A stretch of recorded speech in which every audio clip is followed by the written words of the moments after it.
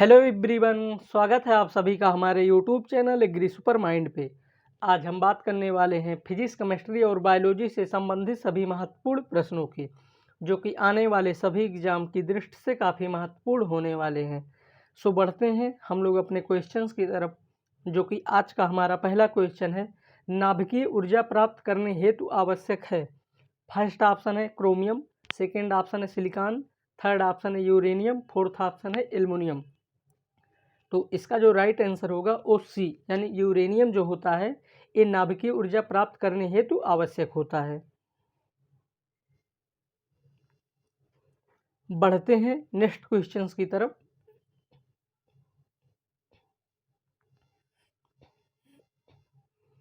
इनमें से कौन नवीकरणीय ऊर्जा है? फर्स्ट ऑप्शन है कोयला, सेकेंड ऑप्शन है सौर ऊर्जा, थर्ड ऑप्शन है प्राकृतिक गैस, फोर्थ ऑप्शन है पेट्रोल। तो सौर ऊर्जा जो होता है इसको हम लोग नवकरणीय ऊर्जा के रूप में जानते हैं, इसलिए इसका जो राइट आंसर होगा वो बी होगा।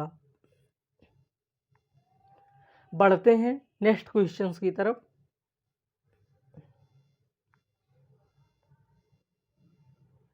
डेनमार्क को कहा जाता है, फर्स्ट ऑप्शन है जल विद्युत का देश, सेकंड ऑप्शन है पवनों का देश, थर्ड ऑप्शन है खनिज पदार्थों का देश, फोर्थ ऑप्शन है इनमें से कोई नहीं।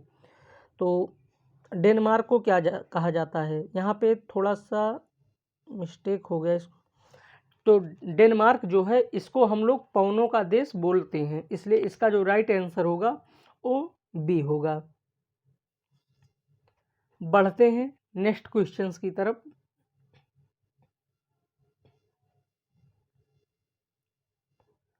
सौर सेल बनाने के लिए किस धातु का उपयोग किया जाता है?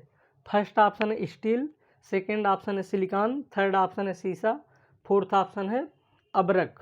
तो सौर सेल बनाने के लिए हम लोग सिलिकॉन का यूज करते हैं, इसलिए इसका जो राइट आंसर होगा वो बी होगा। बढ़ते हैं नेक्स्ट क्वेश्चंस की तरफ।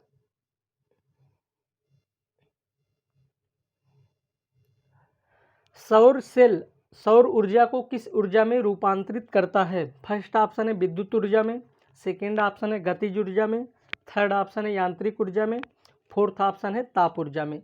तो सौर सेल जो होता है ये सौर ऊर्जा को विद्युत ऊर्जा में कन्वर्ट करता है, इसलिए इसका जो राइट आंसर होगा वो ए होगा। बढ़ते हैं नेक्स्ट क्वेश्चंस की तरफ।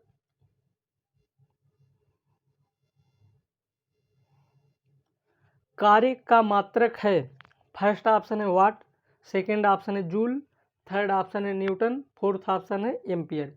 तो कार्य का मात्रक हम सभी को पता होगा कि कार्य का जो मात्रक होता है वो जूल होता है, इसलिए इसका जो राइट आंसर होगा वो बी होगा। बढ़ते हैं नेक्स्ट क्वेश्चंस की तरफ।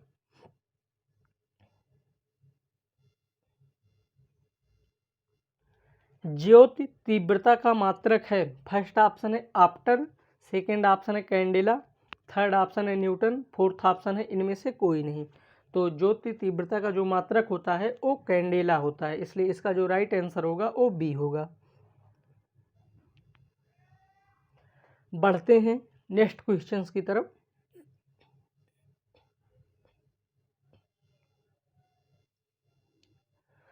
खाद्य ऊर्जा किस इकाई में मापा जाता है? फर्स्ट ऑप्शन है जूल, सेकेंड ऑप्शन है कैलोरी, थर्ड ऑप्शन है अर्ग, फोर्थ ऑप्शन है इनमें से कोई नहीं। खाद्य ऊर्जा हम लोग जो दुकानों से कोई पैकेट खरीद के लाते हैं तो उसमें कैलोरी के रूप में मेंशन किया होता है कि इसमें इतनी कैलोरी ऊर्जा पाई जाती है। तो जो खाद्य पदार्थ होते हैं इनको हम लोग कैलोरी के रूप में मापते हैं, इसलिए इसका जो राइट आंसर होगा वो बी होगा। बढ़ते हैं नेक्स्ट क्वेश्चंस की तरफ। एम्पियर क्या नापने की इकाई है? फर्स्ट ऑप्शन है करंट, सेकेंड ऑप्शन है प्रतिरोध, थर्ड ऑप्शन है पावर, फोर्थ ऑप्शन है वोल्टेज।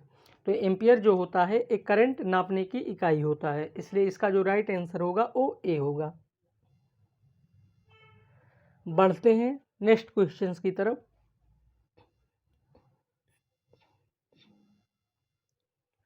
अदिश राशि है? फर्स्ट ऑप्शन है बल आघूर्ण, सेकंड ऑप्शन है ऊर्जा, थर्ड ऑप्शन है संवेग, फोर्थ ऑप्शन है ए सभी। तो ऊर्जा जो होता है ये अदिश राशि होता है और बाकी सब यहाँ पे सदिश राशि हैं, इसलिए इसका जो राइट आंसर होगा वो बी होगा। बढ़ते हैं नेक्स्ट क्वेश्चंस की तरफ।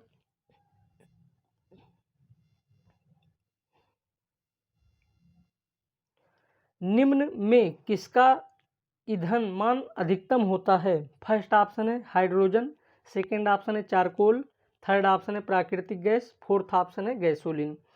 तो हाइड्रोजन जो होता है इसका ईंधन मान सबसे अधिक होता है, इसलिए इसका जो राइट आंसर होगा वो ए होगा।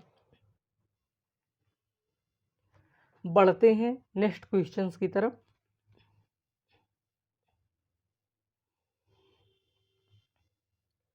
निम्न में से कौन प्राकृतिक ईंधन है? फर्स्ट ऑप्शन है कोल गैस, सेकंड ऑप्शन है टार, थर्ड ऑप्शन है कोक, फोर्थ ऑप्शन है पेट्रोलियम। तो पेट्रोलियम जो होता है वो प्राकृतिक ईंधन होता है, इसलिए इसका जो राइट आंसर होगा वो डी होगा। बढ़ते हैं नेक्स्ट क्वेश्चंस की तरफ। RDX का अन्य नाम क्या है? फर्स्ट ऑप्शन है साइनोहाइड्रिन, सेकंड ऑप्शन है डेक्सट्रान, थर्ड ऑप्शन है साइक्लोहेक्सेन, फोर्थ ऑप्शन है साइक्लोनाइट। RDX research and development explosive, इसका जो फुल नेम होता है रिसर्च एंड डेवलपमेंट एक्सप्लोसिव जो होता है ये RDX का पूरा नाम होता है। और RDX को अन्य नाम से हम लोग जानते हैं तो वो साइक्लोनाइट जो होता है उसको हम अन्य नाम से भी जानते हैं, इसलिए इसका जो राइट आंसर होगा वो डी होगा।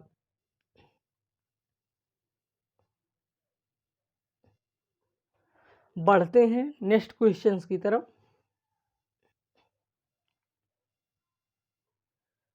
निम्नलिखित में कौन विस्फोटक नहीं है? फर्स्ट ऑप्शन है TNT, सेकेंड ऑप्शन है डाई नाइट्रोग्लिसरीन, थर्ड ऑप्शन है RDX, फोर्थ ऑप्शन है नाइट्रोक्लोरोफॉर्म।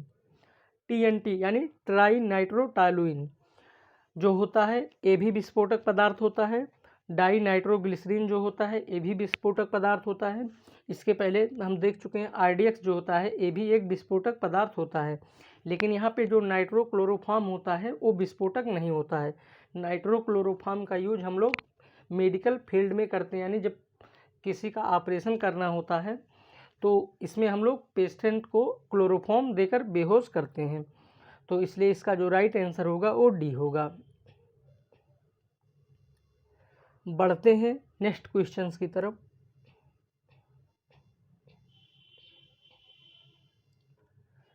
अंगूर में पाया जाने वाला ऑर्गेनिक अम्ल है? फर्स्ट ऑप्शन है एसिटिक अम्ल, सेकेंड ऑप्शन है साइट्रिक अम्ल, थर्ड ऑप्शन है मैलिक अम्ल, फोर्थ ऑप्शन है टार्टेरिक अम्ल। तो यहाँ पे अंगूर में पाया जाने वाला ऑर्गेनिक अम्ल जो होता है ये टार्टेरिक अम्ल होता है, इसलिए इसका जो राइट आंसर होगा वो डी होगा। अगर यहाँ पे अंगूर बात करते कि खट्टे अंगूर जो होते हैं उनमें अगर कौन सा एसिड पाया जाता है, तो खट्टे अगर अंगूर होंगे तो उनमें लगभग साइट्रिक एसिड पाया जाता है। बात कर लेते हैं यहाँ पे एसिटिक एसिड, तो जो विनेगर या सिरका होता है उसमें एसिटिक अम्ल पाया जाता है। और साइट्रिक जो होता है, साइट्रिक जो नींबू वर्गीय फल होती हैं जैसे कि नींबू हो गया, संतरा हो गया, मौसमी हो गया, इन सब में साइट्रिक अम्ल पाया जाता है। और मैलिक अम्ल की अगर बात करते हैं तो इस सेब में पाया जाता है। बढ़ते हैं नेक्स्ट क्वेश्चंस की तरफ।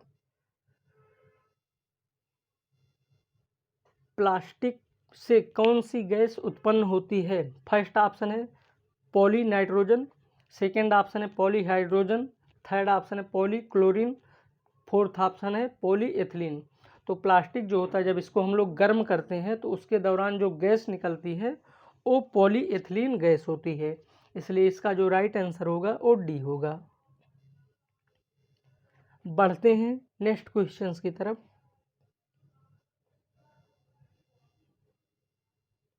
निम्नलिखित में से कौन बहुलक नहीं है? फर्स्ट ऑप्शन है घी, सेकेंड ऑप्शन है स्टार्च, थर्ड ऑप्शन है प्रोटीन, फोर्थ ऑप्शन है कपास। तो घी जो होता है ये बहुलक नहीं होता है। स्टार्च, प्रोटीन और कपास जो होते हैं ये बहुलक होते हैं, इसलिए इसका जो राइट आंसर होगा वो ए होगा। बहुलक यानी जो पॉलीमर होते हैं उनको हम लोग बहुलक बोलते हैं, तो घी जो होता है यहाँ पे बहुलक नहीं होता है। बढ़ते हैं नेक्स्ट क्वेश्चंस की तरफ। प्राकृतिक रबड़ निम्न में से एक का बहुलक है। फर्स्ट ऑप्शन है ब्यूटाडाइन, सेकेंड ऑप्शन है इथिलीन, थर्ड ऑप्शन है आइसोप्रीन, फोर्थ ऑप्शन है स्टायरिन। तो प्राकृतिक रबड़ जो होता है वो आइसोप्रीन का बहुलक होता है, इसलिए इसका जो राइट आंसर होगा वो सी होगा। बढ़ते हैं नेक्स्ट क्वेश्चंस की तरफ।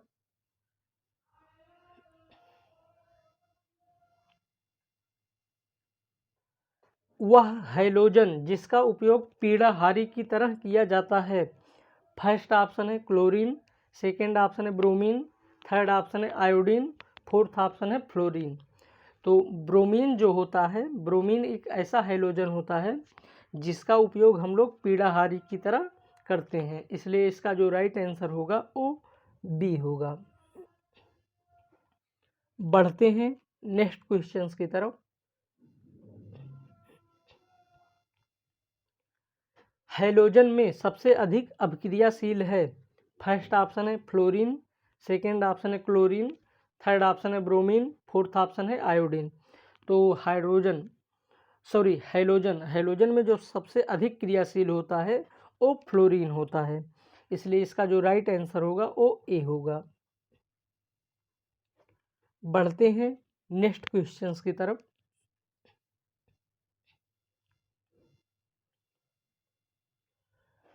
प्रोटोथीरिया का विकास हुआ था। फर्स्ट ऑप्शन है सरीसृप से, सेकेंड ऑप्शन है उभयचरों से, थर्ड ऑप्शन है यूथीरिया से, फोर्थ ऑप्शन है पंछियों से। तो प्रोटोथीरिया का जो विकास हुआ था वो सरीसृपों से हुआ था, इसलिए इसका जो राइट आंसर होगा वो ए होगा।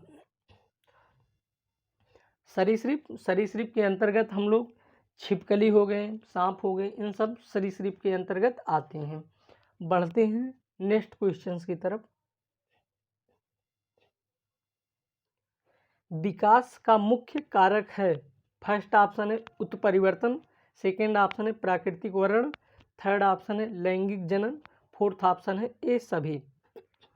तो विकास का जो प्रमुख कारक है वो प्राकृतिक वर्ण है, यानी प्राकृतिक वर्ण की ही वजह से विकास जो है वो आगे संभव हो सका, इसलिए इसका जो राइट आंसर होगा वो बी होगा।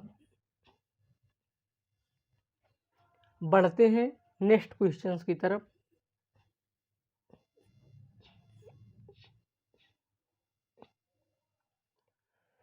उत्परिवर्तनवाद का प्रतिपादन किसने किया था। फर्स्ट ऑप्शन है डार्विन ने, सेकेंड ऑप्शन है लैमार्क ने, थर्ड ऑप्शन है डी ब्रिज ने, फोर्थ ऑप्शन है इनमें से कोई नहीं। तो उत्परिवर्तनवाद का जो सिद्धांत दिया था वो डी ब्रिज ने दिया था, इसलिए इसका जो राइट आंसर होगा वो सी होगा। बढ़ते हैं नेक्स्ट क्वेश्चंस की तरफ। मेंडल का जन्म किस देश में हुआ था। फर्स्ट ऑप्शन है रूस में, सेकेंड ऑप्शन है ऑस्ट्रिया में, थर्ड ऑप्शन है ब्रिटेन में, फोर्थ ऑप्शन है ऑस्ट्रेलिया में। तो मेंडल का जो जन्म है वो ऑस्ट्रिया में हुआ था, इसलिए इसका जो राइट आंसर होगा वो बी होगा। बढ़ते हैं हम लोग अपने आखिरी क्वेश्चंस की तरफ।